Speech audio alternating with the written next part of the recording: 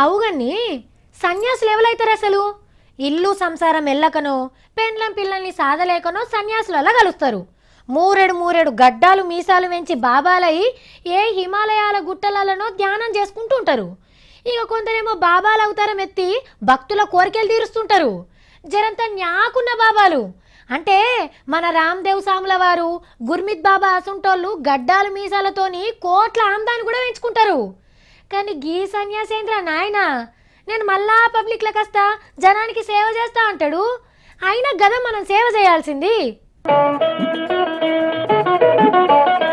శ్రీ శ్రీ శ్రీ లగడానంద స్వాముల వారికి అస్సలు జ్ఞానోదయం అయింది. ఇప్పుడు సన్యాసిగా బతకలేకపోతుండట, పదవుల మీద జీవి గుంజుతున్నదట.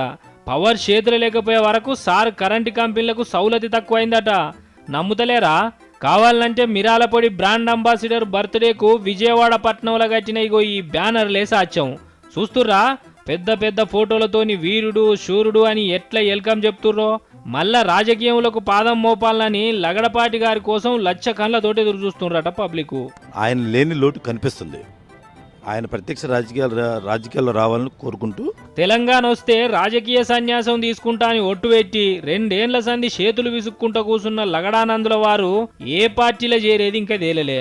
మరి తెలంగాణ ఈమని ఉత్తరం రాసిన చంద్రాల్ సార్ పార్టీలకు పోతాడా, లేకుంటే తెలంగాణ ఇచ్చేందుకు ఫుల్ సపోర్ట్ చేసిన బీజేపీల షరీక్ అవుతాడా అనేది ఇంకా తెలియలే. కాకుంటే కొన్ని బ్యానర్ల మీద జనసేన పార్టీ పెట్టి జనానికి దూరంగా తిరుగుతున్న పవనాల్ బొమ్మలు కూడా కనిపిస్తున్నాయి. కానీ పార్టీ ఏదైనా పాదం మోపితే చాలట.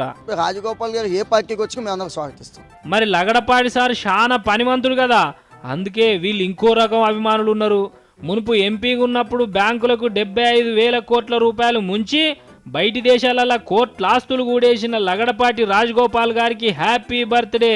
మళ్ళా రాజకీయంలోకి వస్తున్నావు కాబట్టి ఇంకెన్నో వేల కోట్ల రూపాయలు కూడేసుకోవాలని కోరుకుంటూ ఇట్లు మీ అభిమానులం అని కూడా ఫ్లెక్సీలు కట్టిండ్రు. కానీ ఆంధ్ర ఆక్టోపస్ అంజన వేసి ఏం జరుగుతుందో ముందే చెప్తాడని సార్కో పేరున్నది.